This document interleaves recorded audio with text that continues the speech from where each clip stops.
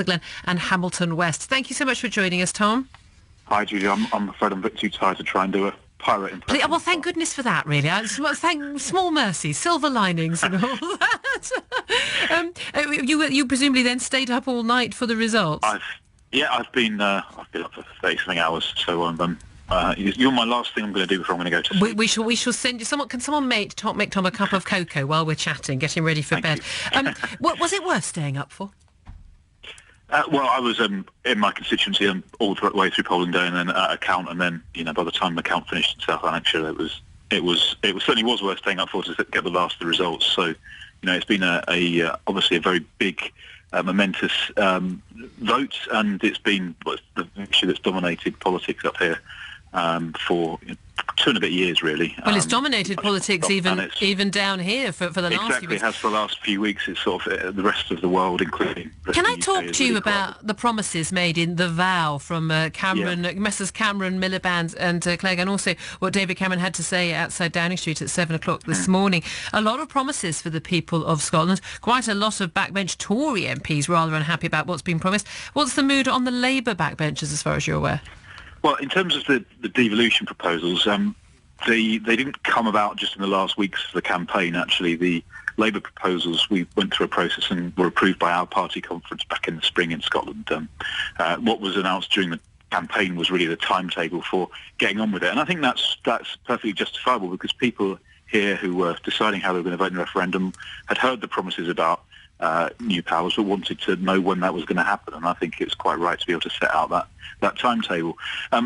But devolution is not just about Scotland, and that's. But I just caught the tail end of your last conversation, really, and that's something which needs to happen not just in Scotland and Wales, Northern Ireland, but within England as well. And you're not going to get a very neat, completely symmetrical federal situation, because you can't when England is 85% of the whole, because that just reinforces the reasons for devolution in the other nations of the UK in the first place. But we do need to properly address the centralisation of power in England, and there's some of the concerns that people in my constituency in Scotland have expressed during this referendum debate are very similar to when I talk to people in Sheffield or people in Cornwall, or almost everywhere actually within England, outside the southeast corner of England, who are disconnected from the decision-making process, and also where powers and responsibilities reside. And I think that's something that properly needs to be addressed.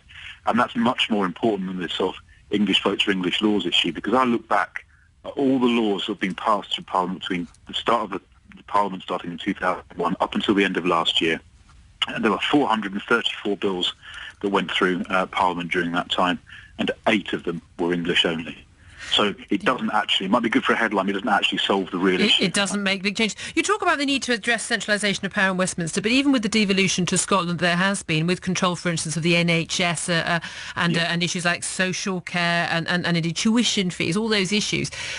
What it seems to have engendered, though, although perhaps popular in Scotland, resentment south of the border, that people of Scotland are getting these things without paying any extra taxes to pay for them. Is there an element where devolution of powers further down to either to the constituent parts of the UK or into regions or cities, where however far it goes, will actually just lead to different systems working in different parts of the country, and actually a lot of resentment and effectively a postcode lottery in terms of the services people get? Yeah, and there's always a balance about the way in which these things are done, but I think it's actually, we'll find more and more that people in different parts of the UK want to feel that the decisions are being made that are in their interest. For example, in relation to transport infrastructure, why is so many of the issues around transport in, for example, the sort of the northwest of England decided by the Department of Transport in London? It doesn't really make very much sense when you're trying to integrate transport with other policies and trying to stimulate development. Those are just some of the things which I think would be much better done in a way which is out with Whitehall, but still retaining the United Kingdom, because of the other message from the referendum result is that people in Scotland do want to stay within the United Kingdom, but they want the United Kingdom to change. And I've found that talking to people outside of Scotland in other parts of the UK as well. And that's something which I think is a real pressing constitutional issue that government current government, the next government need to properly address. And that's a lot more than just a procedural device on English votes for English laws, which I don't think actually solves the real issue. One final point, 41 Scottish Labour MPs saved to help you with the majority if you get one in the May general election next year. Are you relieved?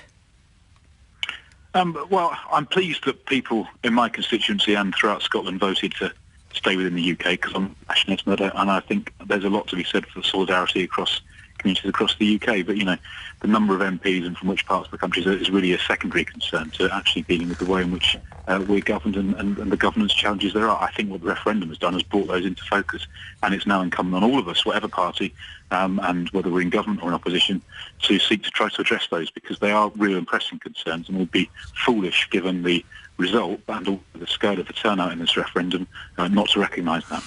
Tom Greatrex, thank you so much for talking to us. Shadow Energy Minister, Labour MP for Rutherglen, Hamilton West. I never thought I'd ever say this live on air, but after 30 hours up, I'm sending you to bed. Tom Greatrex, thank you very much. I've never sent an MP to bed before. Read into that what you will.